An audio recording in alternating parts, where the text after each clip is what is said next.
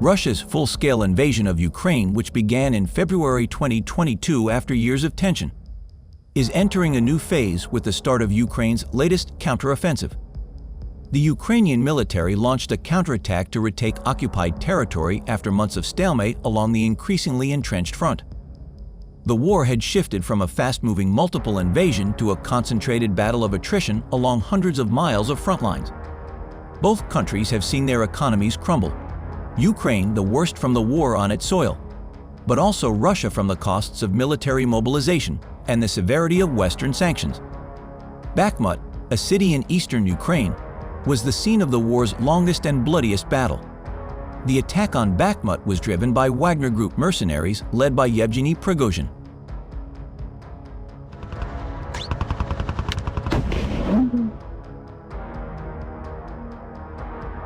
Video footage shows guns of the 406th Separate Artillery Brigade of the Armed Forces of Ukraine in the Kherson region destroying the Russian invaders' 120mm TuS-9 Nona-S self-propelled artillery installation. The unit's press service reported on this on its own page on the social network Facebook, publishing a related video shot by an unmanned aerial vehicle.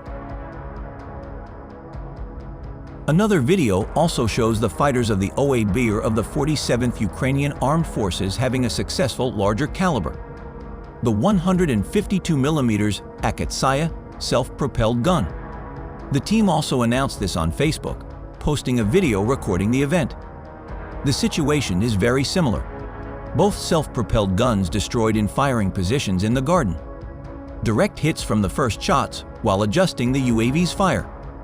Ammunition exploded at both of them. The smut mushroom rose dozens of times higher than the neighboring trees.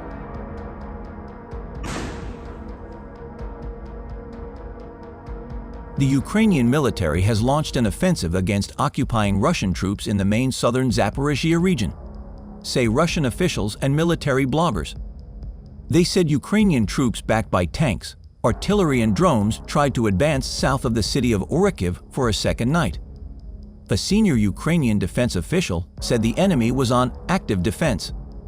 Some military experts say that the focus of Ukraine's long-awaited counteroffensive will be Zaporizhzhia. They argue that Ukraine is trying to regain access to the Sea of Azov, dividing the Russian occupying forces in the area into two separate groups. That would not only weaken Russia's combat capabilities, but also eliminate land bridges to Crimea, the southern peninsula illegally annexed by Russia in 2014.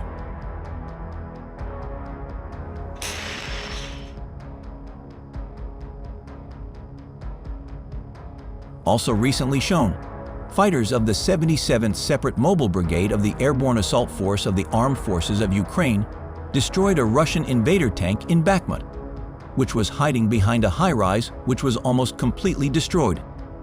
The video was recorded by an unmanned aerial vehicle, whose operator located the tank and adjusted fire from an unspecified weapon.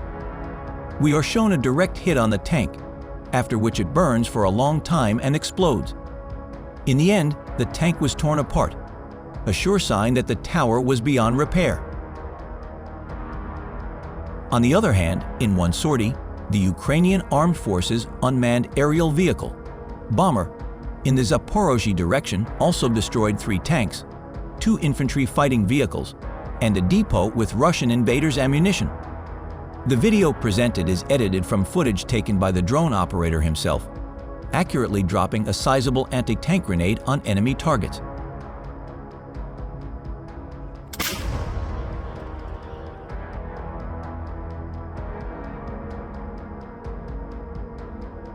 Meanwhile, the Russian army on Friday reported heavy fighting in Ukraine's Donetsk and Zaporizhzhia regions, saying more than 21 Ukrainian tanks had been destroyed in the fighting on a major part of the front line.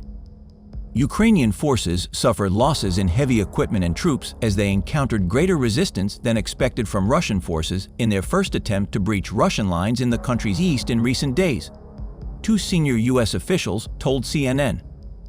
Reuters reported a spokesman for Russia's Vostok troop group as saying 13 Ukrainian tanks were destroyed in the fighting in the Zaporizhzhia region and 8 in the Donetsk region. It reports artillery, drone, and infantry combat.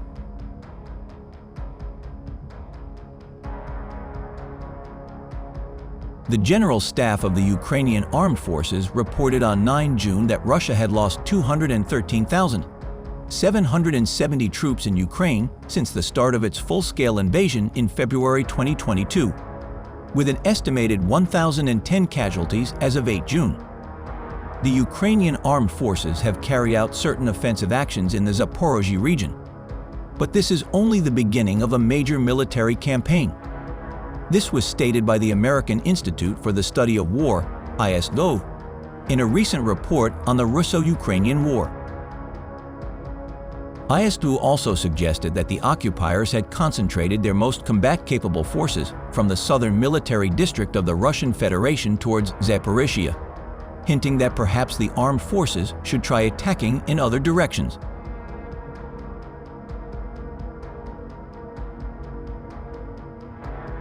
Vladimir Rogov, a local Russian-stationed official, said Russian troops were holding their positions amid active fighting towards the town of Tokmak, which is seen as a key Ukrainian target as it seeks to advance into the Sea of Azov. It is difficult to verify the competing claims by the two sides.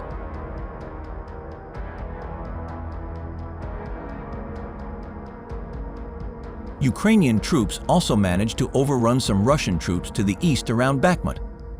However, the Russian forces, armed with anti-tank missiles, grenades and mortars, have put up a severe resistance, with their troops digging into multi-layered defensive lines in areas and marked by minefields that have taken heavy casualties. A substantial increase in combat earlier this week signaled to officials that a counteroffensive was likely underway, a senior NATO official said.